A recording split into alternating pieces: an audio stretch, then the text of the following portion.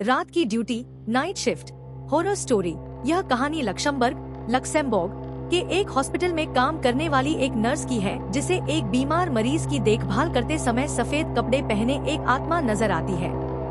यह कहानी नर्स और मरीज के बीच में होने वाले निस्वार्थ सेवा को भी दर्शाती है, पर एक डरावने तरीके में।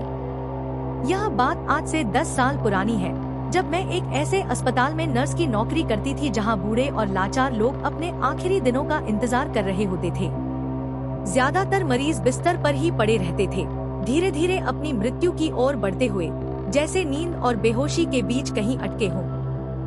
मैं उस रात की ड्यूटी पर थी, अपनी सबसे प्यारी सहकर्मी दोस्त के साथ। हम दोनों साथ में काम करना पसंद करते थे, जैसे दो चुपचाप जागते पहरेदार किसी मरते हुए किले में। सोचिए, पूरे अस्पताल में 120 मरीज और सिर्फ हम 2 स्वस्थ इंसान। हाँ, उनमें से कुछ अब भी अपने काम खुद कर सकते थे, लेकिन फिर भी वो इमारत, वो रात, कुछ तो अजीब था। रात के 3 बजे से सुबह 5:30 के बीच हमारा सबसे अहम चक्कर होता था। डायपर बदलना, दवाइयाँ देना, पानी पिलाना। उस रात 2 वार्ड बचे थे।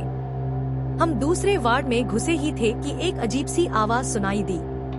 एक औरत की आवाज, तेज और साफ, लेकिन उसमें कुछ रुकावट थी, जैसे पुरानी रेडियो फ्रीक्वेंसी हो।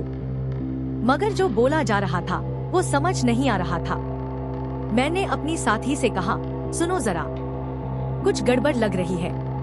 उसने कान लगाया और बोली, अजीब है, लगता है जैसे किसी ने टीवी या रेडियो ऑन कर दिया हो। मैंने धीमे से कहा, पर स्टेफनी, यहाँ कौन ऑन करेगा? ये मरीज तो हिल भी नहीं सकते।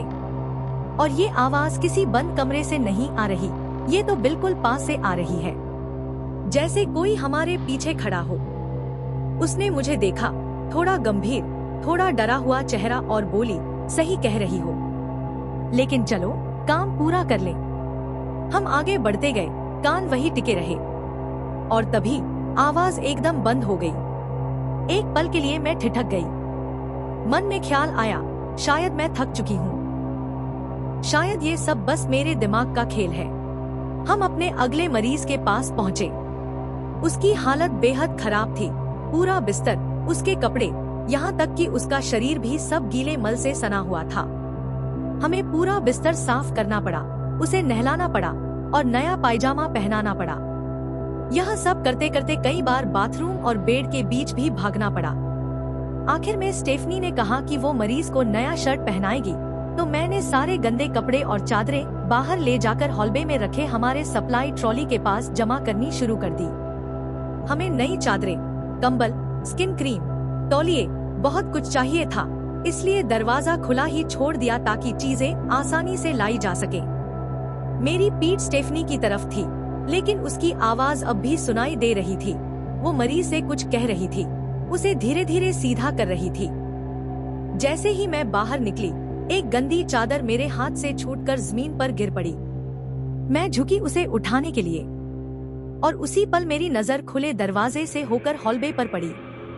जो मैंने देखा उसे आज तक भूल नहीं पाई हूँ। एक बूढ़ी, छोटी सी काया वाली, सफेद नाइटी में लिपटी हुई, हॉलवे में बिना आवाज के जा रही थी। उसका शरीर जमीन से कुछ इंच ऊपर था। वो चल नहीं रही थी, बल्कि हवा में तैर रही थी, एकदम चुपचाप। पहली सोच ये आई कि क्या स्टेफनी बाहर आ गई है, क्योंकि नर्सों की यूनिफॉर्म भी तो सफेद होती है। पर फिर दिमाग ने जवाब दिया, नहीं, अगर स्टेफनी बाहर आती तो मैं देखती ना। मैं वहीं जम गई। मेरा शरीर हिल नहीं पा रहा था, जैसे समय रुक गया हो। सब कुछ बस कुछ सेकंड में हुआ। तभी पीछे से स्टेफनी की आवाज आई, वो हंसते हुए, बिल्कुल सामान्य लहजे में, अरे क्या चल रहा है? पूरी रात ये गंदी चादरें ही उठाए घूमने का प्लान है क्या? मैं उछल पड़ी, उसकी ओर मुड़ी और कांपती आवाज में बोली, स्टेफ, तुम तो बाहर थी, मैंने तुम्हें हॉलवे में चलते देखा। उसने भौहें चढ़ाई और बोली, नहीं रे, मैं तो मरीज को तैयार कर रही थी, याद है? तुझे क्या हो गया है? तेरा चेहरा तो बिल्कुल सफेद हो गया है। सब ठीक है ना?